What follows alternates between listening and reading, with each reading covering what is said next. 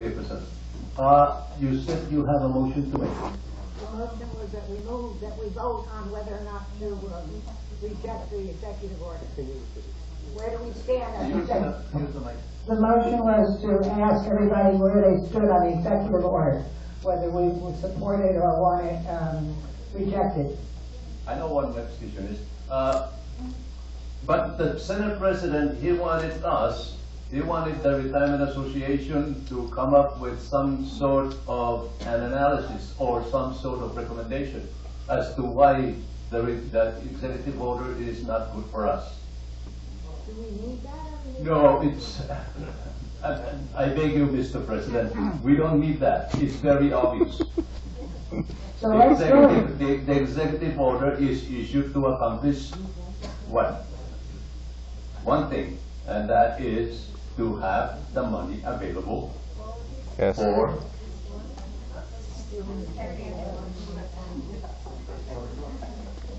okay, motion is in order.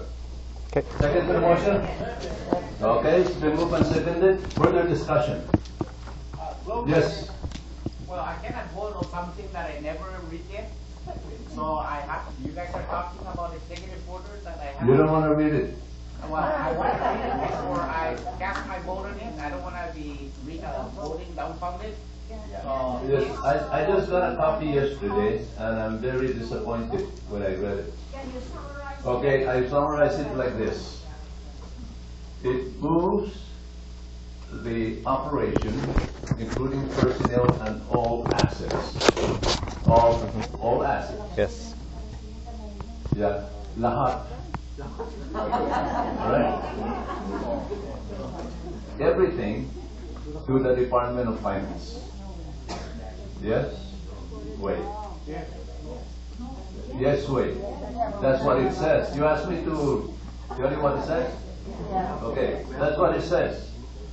And the, what do you call, the personnel office is instructed to make the appropriate changes in the personnel situation and what have you, or papers, I don't know.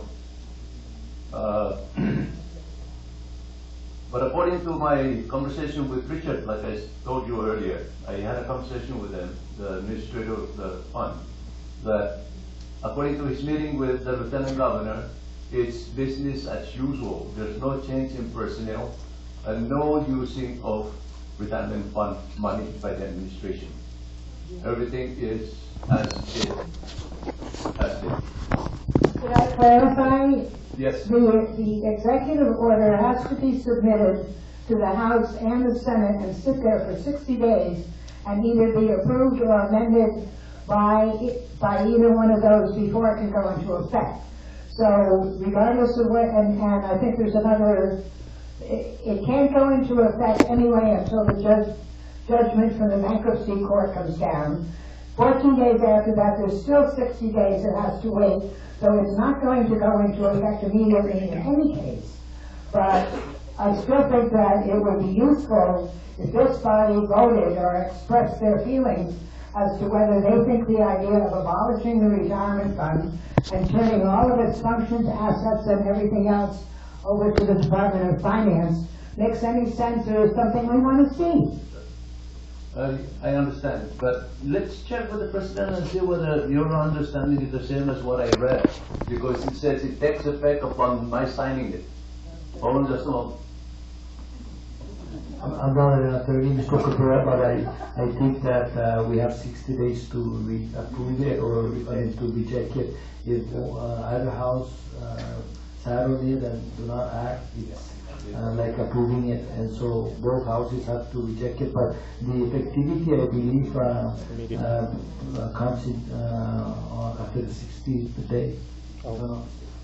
No, I don't know. All I can tell you is what I read, and I think the rejection is 60 days. The Senate have to reject. It's not approved. It's effective on the date it was signed.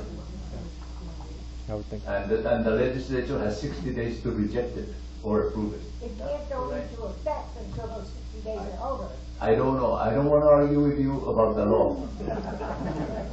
I'm telling you only what I read. There's a motion, there's a motion. Okay, the motion,